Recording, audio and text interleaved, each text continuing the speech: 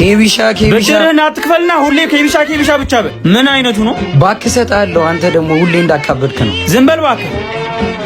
እሺ አበዳሪው ባለሱቅ ወይዬ እኔ ተበዳሪ ለሁሉም እያበደርክ እቺን ሱቅ ብቻ ራቁቷ እንዳታስቀራ። ምን ላርግ ብለሽ ነው? ያም ይመጣል ብድር ነው፣ የሚመጣል አምጣ ነው። ፈረደብኝ እኮ። እሺ ላንቺስ ምን ልስጥሽ?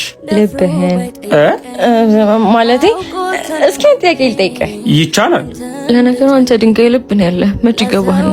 ልጠይቅህ እንጂ ዝም ልበላልሽኝ እንዴ? ፍቅር ከማይገባው ሰው ፍቅር ያዘኝ። ፍቅር የማይገባው ከሆነ አንቺ እንዴት አፈቀርሽው? ፍቅር ሰው ይመርጣል ብለህ ነው? የዘንድሮ ፍቅር ደግሞ ከፋራውና ከገገማው ጋር ነው ወስዶ ልጥፍ የሚያደርግ። ለነገሩ ቢቀርብሽ ይሻላል። የማይገባው ከሆነ አይንሽን አይቶ የማይረዳሽ ከሆነ ምንም አይጠቅምሽም። ትርፉ መቃጠል ነው።